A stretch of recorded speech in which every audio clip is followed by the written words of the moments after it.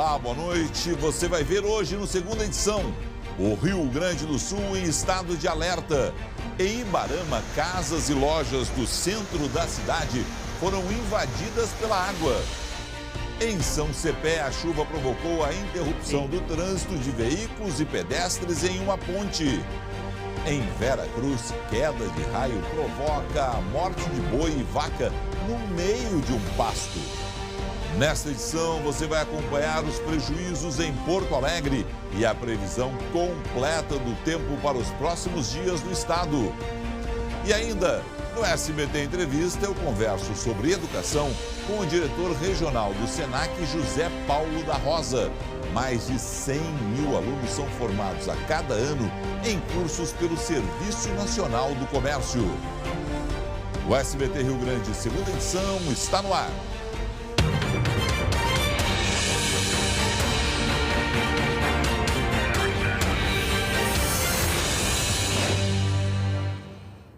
Gente, não para de chover. A gente começa a segunda edição falando sobre os prejuízos da chuva no Rio Grande do Sul. Em instantes, tudo sobre Porto Alegre. Mas antes a gente vai dar uma ideia para você do que aconteceu no estado. Em Vera Cruz, do Vale do Rio Pardo, uma vaca e um boi morreram atingidos por um raio. O agricultor Luciano Buboltz disse que a mãe dele ouviu um grande estrondo antes dos animais serem encontrados mortos. O boi era usado na plantação de fumo, a vaca na produção de leite. Ela estava prenhe, inclusive. Esse é um dos casos que aconteceu hoje no Rio Grande do Sul, uma imagem realmente que deixa a todos nós muito tristes. E não para de chover. Além dos prejuízos causados pelos vendavais, que estamos mostrando aqui durante toda essa semana, agora as cheias dos rios também começam a aparecer. Vamos conversar com a Luciane Coleman, porque afinal de contas essa também é uma preocupação da Defesa Civil. A Luciane está lá na Defesa Civil do Estado. Boa noite, Lu. Boa noite, Felipe. Boa noite para o pessoal que nos acompanha. Pois é, né? A preocupação da cheia do rio, ela já era, né, indicada já no início de toda a previsão desse alerta de chuvarada para essa semana e aí começa então a aparecer aqui pelo estado. Em São Cepé, na região central, o nível do rio São Cepé começou a subir e inclusive já estava ali chegando pertinho do concreto de uma ponte ali na região mais do interior do município, mas acabou provocando então a interrupção da Ponte do Fraga, que fica perto do clube de caça e pesca da cidade.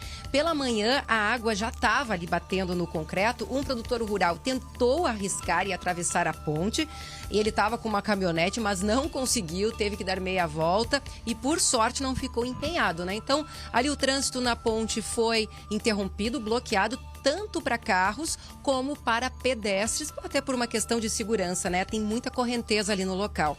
Em Ibirama, também na região central, Felipe, o município pode decretar ainda a situação de emergência, porque casas e lojas do centro da cidade foram invadidas por uma enxurrada, viu? Porque o que aconteceu? Aumentou o nível de um arroio que passa ali na cidade. Em alguns prédios, o acúmulo da água chegou a mais ou menos meio metro, muita coisa. Hoje e amanhã, as aulas das escolas municipais e estaduais foram canceladas. O vice-prefeito disse que ainda não conseguiu contabilizar todos os estragos, mas confirmou que houve muitos estragos e danos em estradas do interior, muitas lavouras de fumo, né, que tem bastante ali no interior do município, acabaram debaixo d'água, então ainda deve ser feita vão contabilizar, não é, os estragos nos próximos dias. A orientação, então, da prefeitura é que a comunidade evite passar nas pontes, já que não se sabe se afetou ou não a estrutura das pontes que tem pelo interior do município. Bom, 2 famílias precisaram ser retiradas de casa, foram para casas de familiares e eu estou aqui então com o Major Daniel Silva, da Defesa Civil do Estado. Major, boa noite. Como é que então está a situação das cheias dos rios aqui no estado? Vocês estão fazendo um monitoramento? Existe uma região mais preocupante nesse momento? Boa noite, Luciane. Boa noite, telespectadores. Nós temos sim já atendendo vários municípios desde a madrugada de domingo, né, onde a estabilidade trouxe ventos fortes, granizo e chuvas intensas, né. Vários municípios registraram bastante prejuízo, e temos principalmente agora no momento uma preocupação, porque a chuva ela perdura até a sexta-feira, com os municípios da região central ali, que eu citaste anteriormente, São Cepé, Ibarama, Santa Maria, São Gabriel, e a região da fronteira lá, Quaraí e Livramento, as quais ainda suas bacias, os rios continuam subindo, e poderemos ter ainda prejuízos e danos humanos com pessoas tendo que ser desalojadas ou abrigadas. Tem alguma bacia em específico que preocupa mais a Defesa Civil nesse momento? Nesse momento, a atenção principal está com o município de Dom Pedrito, Quaraí, Camaquã e Rio Pardo, que são os municípios que têm as cheias que são com mais significativas, né? Mas vocês acompanham as demais, vamos dizer, o nível das águas, né, dos demais rios? Vocês têm, inclusive, em contato com a SEMA, a Secretaria do Meio Ambiente? A sala de situação da SEMA nos mantém sempre informados nas 24 horas.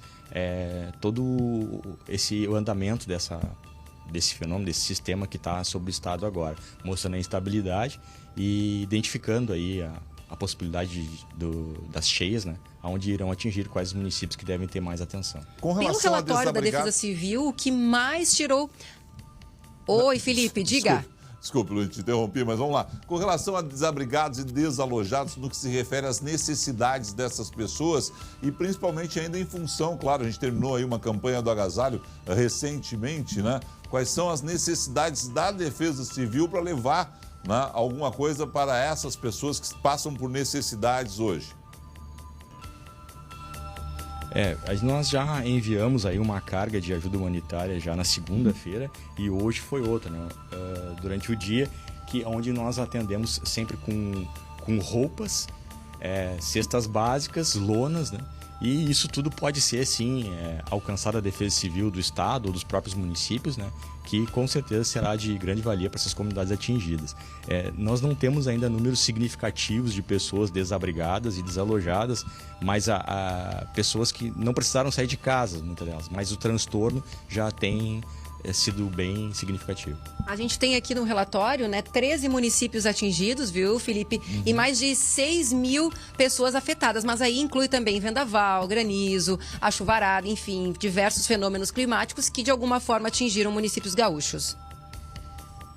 Obrigado, Lu. Você volta em instantes com novas informações. A gente segue com o assunto das chuvas. Em Dom Pedrito, na campanha, os residentes na região ribeirinha começaram a ser retirados pela prefeitura.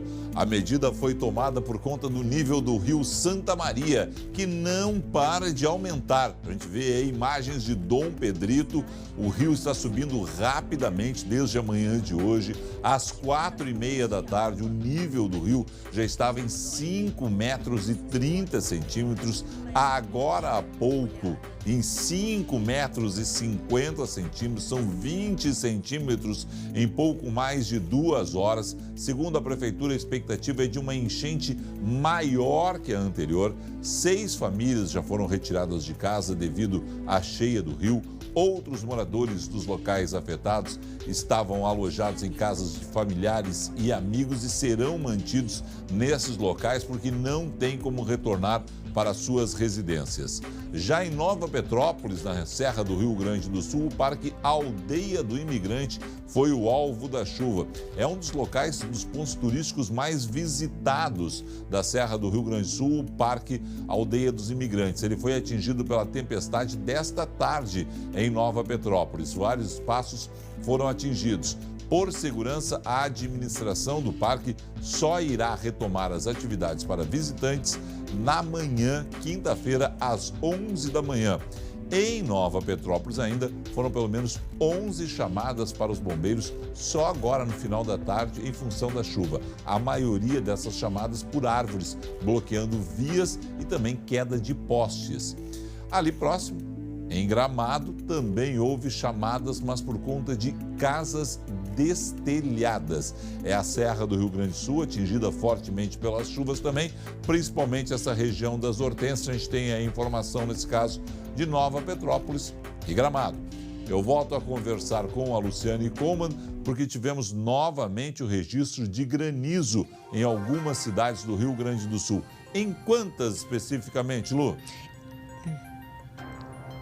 Olha, Felipe, quantas exatamente a gente não tem esse dado, mas houve registro em várias cidades, viu, aqui do Rio Grande do Sul, a maioria aqui na região central, mas inclusive aqui em Porto Alegre, que quando o granizo cai, é sempre de uma forma muito isolada, pode cair num bairro e não cair nos demais. Por exemplo, a nossa equipe estava lá em Itapuã, em Viamão, e aí quando a gente estava retornando para Porto Alegre, ali por volta de 15:45 da tarde, a gente se deparou com queda de granizo. E olha, as pedras não eram pequenas, a gente teve que reduzir ali a velocidade, quase paramos ali no acostamento, mas em seguida o granizo já parou. A gente ficou um pouco assustado, viu? Porque não eram umas pedrinhas tão pequenas, não.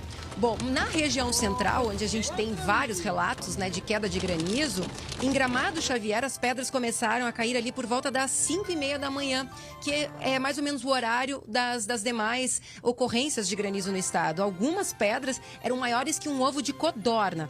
A chuva de granizo por lá durou cerca de 10 minutos e provocou prejuízos também na área rural e em diversas plantações, que é o ganha-pão, né, dos produtores rurais, da economia, enfim, do município. Também houve registro de granizo ali em São Lourenço do Sul, mais para a região sul do estado. O gelo começou a cair ali por volta também das 5 da manhã. E, novamente, as ocorrências foram mais no interior do município ali de São Lourenço. Agora, lá em Santana do Livramento, na campanha, ou seja, a gente vê que em diversas regiões a gente teve ocorrência, a chuva de pedra começou também ali no amanhecer, no início do dia. E pelas imagens do portal Sentinela 24 Horas, a gente pode ver a quantidade de pedras e também o tamanho.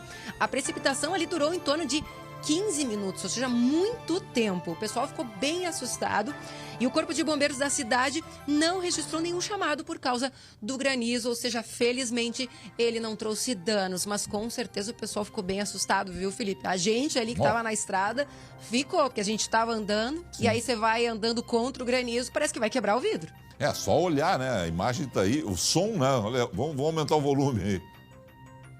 Tem a captação do som. Não, olha, a gente estava bem assustado. Não, imagino, né, O Ernesto porque... e o Alberto chegaram a segurar uma hora o vidro que a gente ficou com medo que fosse quebrar. Ah, imagino sim, imagino que isso realmente causa assim, um medo, uma tensão na gente. Bom, nós ouvimos o pessoal do Defesa Civil lá com a Luciane Coleman. E só o pedido que eu faço nesse momento a todos que nos acompanham, todos os nossos telespectadores.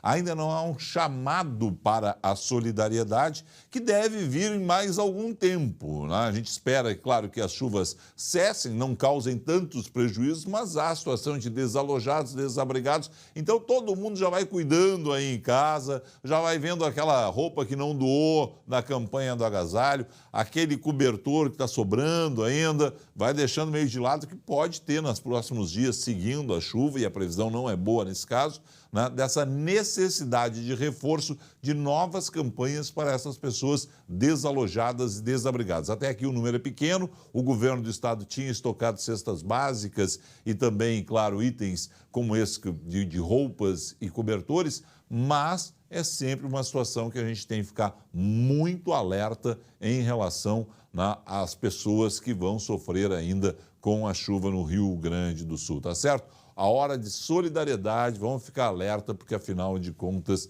é a hora da gente prestar ajuda e isso sempre tem alguma coisa que a gente pode ceder.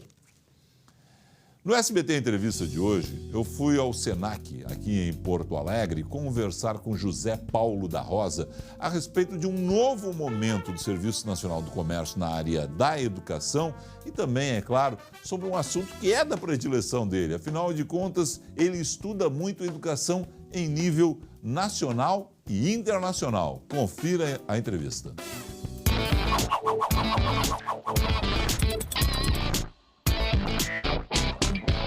O Senac inicia em 2020 ensino médio, focado na área de gestão de negócios e também de tecnologia. Para conversar sobre o assunto, José Paulo da Rosa, diretor regional do Senac Rio Grande do Sul. O que vem por aí em termos de ensino médio no Senac? Bom, é uma novidade, porque o Senac trabalha com educação profissional ao longo da sua história, mas com a nova base comum curricular que sugere aí ao ensino médio também oferecer o curso técnico, o Senac optou em 2020, primeiramente em Porto Alegre e em Caxias do Sul, a oferecer o ensino médio integrado com o curso técnico. Quem pode se inscrever?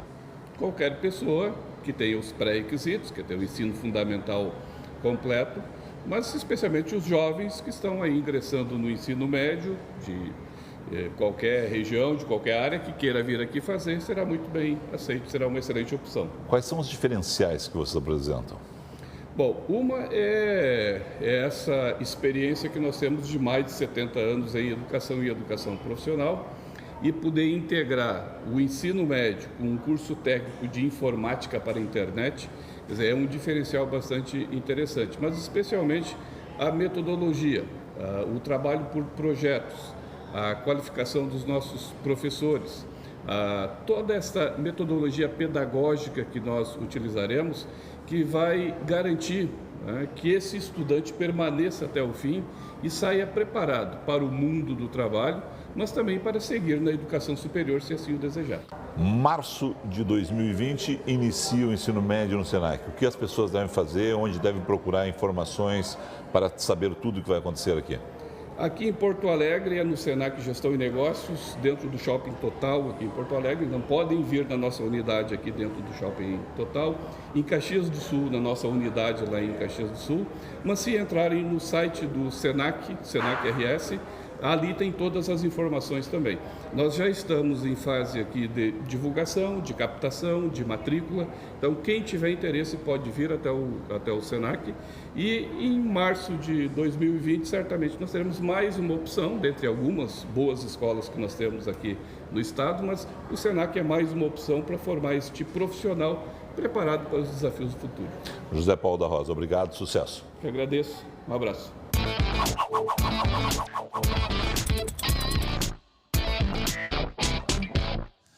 Nas nossas redes sociais tem uma entrevista bem mais completa sobre educação com o José Paulo da Rosa. Ele é doutor, pós-doutor em educação, com formação em Singapura e Coreia do Sul.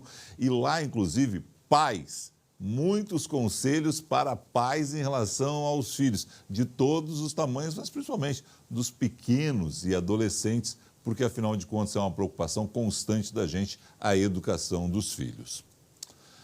Você sabia que já é possível fazer o aniversário do seu Coloradinho no estádio Beira-Rio? Não? Então presta atenção nesta dica. No coração do gigante, localizado dentro do estádio Beira-Rio, há uma área com um mini campo de futebol, parede de escalada e outros brinquedos, tornando o espaço perfeito para o seu Coloradinho se divertir com os amiguinhos. Também há uma confortável área com mesas e cadeiras, segurança e passarela coberta que conecta o local da festa com o estacionamento. Além disso, é possível contar com o apoio da Colin Eventos, desde a criação do projeto até o dia do aniversário, da festa do seu filho e da sua filha.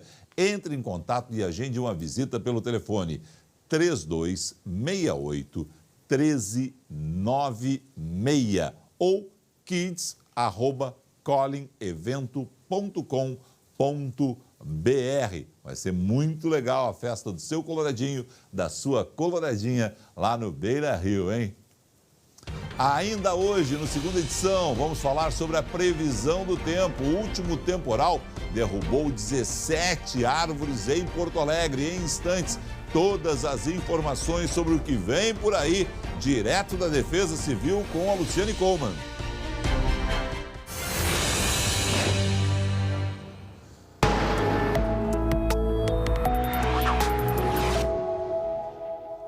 Vamos direto à Defesa Civil. Lu, como vai ficar o tempo no Rio Grande do Sul nas próximas horas e dias? Olha, Felipe, ainda pode chover, a gente ainda pode ter temporais isolados, principalmente na metade norte, onde a temperatura hoje subiu bastante, ficou aquele abafamento, né? Até porque, olha só, tem aqui uma instabilidade bem forte ingressando de novo no estado. Aqui em Porto Alegre voltou a chover e olha só, durante o dia a gente teve várias quedas de árvore por causa dos temporais que foram registrados ao longo do dia. 17 árvores pelo menos caíram e, segundo a última informação, pelo menos 4 ocorrências ainda estão em andamento. Bom, vamos dar uma olhadinha então no mapa da previsão para amanhã. Aqui a gente vai ter, então, uma frente fria que vai estar ingressando no estado e aí vai mandar embora um pouco esse calor temporariamente, né? A temperatura deve cair ali em média 10 graus na maioria das regiões e aí com isso acaba reduzindo também o risco de temporais, apesar de que ainda pode chover e ter muito vento. Em Santa Rosa, a mínima fica em 20 graus, vai a 27. E em Caxias, a temperatura ela não passa dos 17. Aqui em Porto Alegre faz sol, alterna com chuva, mínima de 20, máxima de 23. E aí na sexta-feira, a chuva dá uma trégua e aparece o sol. Felipe. Aí todo mundo lava a roupa, é aquela história sempre, né? E aí sábado e domingo volta a chuva. É isso? Exatamente, volta Tchau, de novo. É isso. Obrigado a você pela sua audiência. Fique com o SBT Brasil.